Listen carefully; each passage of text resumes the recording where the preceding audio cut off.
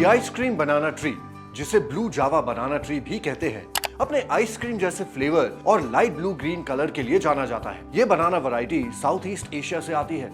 ये bananas medium size होते हैं, लगभग 6 इंचेस लंबे, और इनकी थिक स्किन अंदर के फ्रूट को प्रोटेक्ट करती है। गुद्दे का टेस्ट स्वीट और वनीला लाइक होता है, जो आइसक्रीम जैसा लगता है, इसीलिए ये डिजर्ट्स में काफी पॉपुलर है। ब्लू जावा बनाना ट्री ग्रो और मेंटेन करने में आसान होता है, इसीलिए ये सभी स्किल लेवल्स के गार्डनर्स के लिए बढ़िया चॉइस है। इस वीडियो में हम आपको बताएंगे कि कैसे ब्लू जावा बनाना ट्रीज को ग्रो और उनकी केयर करनी चाहिए, और कैसे आसानी से 10 लाख रुपए आप 1 एकड़ से कमा सकते हैं। ब्लू जावा बनाना के कल्टीवेशन की बात करते हैं। Climate requirements. ब्लू जावा बनानास एक ट्रॉपिकल फ्रूट है जो गर्म और ह्यूमिड क्लाइमेट में अच्छे से ग्रो करता है। इन्हें ग्रो करते वक्त ये सॉइल और क्लाइमेट रिक्वायरमेंट्स ध्यान में रखिएगा। टेम्परेचर की बात करते हैं। ब्लू जावा बनानास 24 से 35 डिग्री सेल्सियस यानी कि 75 से 95 डिग्री फ़ारेनहाइट टेम्परेचर पसंद करते हैं। ये थोड़ा ठंडा टेम्परेचर झेल सकते हैं, लेकिन फ्रॉस्ट इन प्लांट्स के लिए हार्मफुल हो सकता है। वाटरिंग। ब्लू जावा बनानास को रेगुलर वाटरिंग चाहिए होता है। इन्हें कम से कम 4 इंचेस यानी कि 10 सेंटीमीटर पानी हर महीने चाहिए। लाइट। ब्लू जावा बनानास को ग्रोथ और फ्रूट के लिए बहुत सनलाइट भी चाहिए होती है।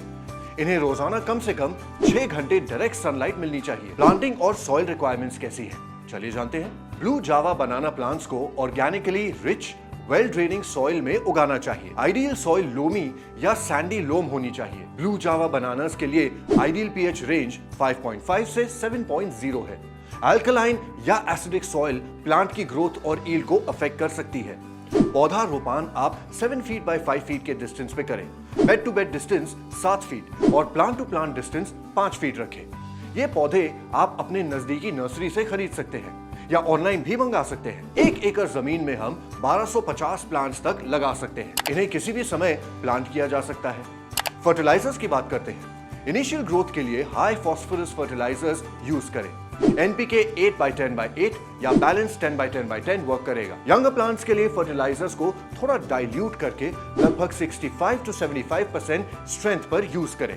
अगर ग्रैन्युलर फर्टिलाइजर इस्तेमाल कर रहे हैं तो यंग बनाना प्लांट्स के लिए थोड़ा कम अप्लाई करें। नेक्स्ट वीडियो में हम सभी टाइप के फर्टिलाइजर्स के बारे में डिस्कस करेंगे।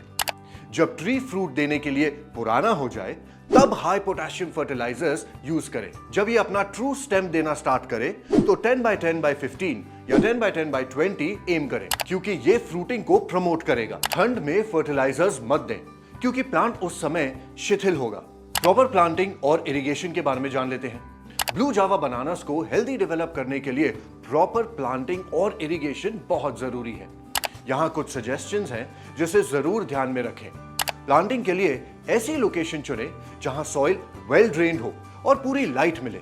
एरिया को वीड्स, स्टोन्स और दूसरे ऑब्जेक्ट से क्लियर करें। सॉइल की फर्टिलिटी और ड्रेनेज इंप्रूव करने के लिए कॉम्पोस्ट ऐड करें।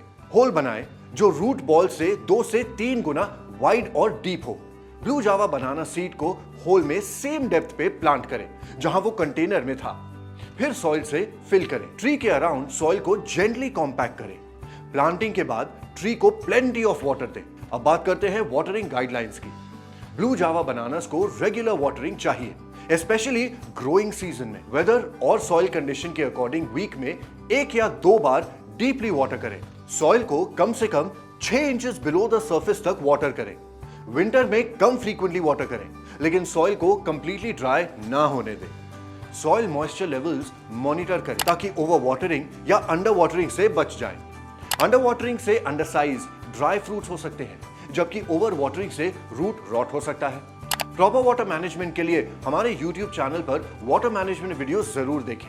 आइसक्रीम बनाना ट्रीज को अगर प्रॉपरली प्लांट करे और उनकी सही तरीके से केयर करे तो कई सालों तक ये डिलीशियस फ्रूट दे सकते हैं। पेस्ट और डिजीजेस के बारे में भी जान लेते हैं, बहुत जरूरी है, राइट? आमतौर पर जो पेस्ट इस पौधे में देखने को मिलता है वो है aphids, spider mites, thrips, root knot, nematodes, कोकीटोस, मीलीबग्स और ब्लैक वीवल्स। पर पेस्टिसाइड्स का प्रयोग तभी करें जब उन पर पेस्ट अटैक हो। अब डिजीजेस के बारे में जान लेते हैं। कुछ रोग जो सामान्य तौर पर इस पौधे पर देखे जाते हैं वो है लीफ स्पॉट, पनामा डिजीज, बनाना बंची टॉप डिजीज और बनाना मोजाइक वायरस। हार्वेस्टिंग के बारे में जान लेते हैं। 115 से 125 दिन फ्लावरिंग के बाद ब्लू जावा बनानास हार्वेस्ट के लिए रेडी होते हैं। जब आपके ब्लू जावा बनानास मैच्योर हो जाएं, फ्रूट्स को हार्वेस्ट करना चाहिए। जब फ्रूट का स्किन लाइट ब्लू दिखने लगे तब समझ लीजिए कि आपके बनानास डेवलप हो चुके हैं। जब फ्रूट रेडी हो तो इजीली स्टेम से डिटैच हो जाता है। शार्प नाइफ से बंच को ट्री से कट करें और फ्रूट को डेलिकेटली हैंडल करें ताकि ब्रूजेस ना हो। ब्लू जावा बनानास रूम टेम्परेचर पे 1 हफ्ते तक स्टोर किए जा सकते हैं। वैसे इसे पकने के लिए कोल्ड फ्रीजर और नाइट्रोजन का प्रयोग किया जाता है। इन्वेस्टमेंट की बात करें तो प्लांट का कॉस्ट 35 से 40 रुपए प्रति प्लांट है और 1250 प्लांट्स के लिए 1 एकड़ में कॉस्ट 1 लाख रुपए की है। लैंड प्रिपरेशन की कॉस्ट 20,000 के आसपास, फर्टिलाइजर्स, इंसेक्टिसाइड्स और पेस्टिसाइड्स की कॉस्ट 20,000 के आसपास, ड्रिप इरिगेशन की कॉस्ट 10,000 के आसपास। So total probable cost cultivation का 1.5 लाख के आसपास हो जाता है। कमाई कितनी होगी ये भी जानना जरूरी है। करंट होलसेल प्राइस इस बनाना की है ₹60 to 70। एक सिंगल बंच से किसान 12 से 15 केजी केले ले सकता है। मतलब एक सिंगल पेड़ से किसान 720 से 900 रुपए कमा सकता है। 1 एकड़ जमीन से किसान 9 लाख से 10 लाख रुपए कमा सकता है। तो नेट प्रॉफिट कितना होगा? 1 एकड़ जमीन से किसान तकरीबन 10 लाख रुपए की यील्ड बेच सकता है।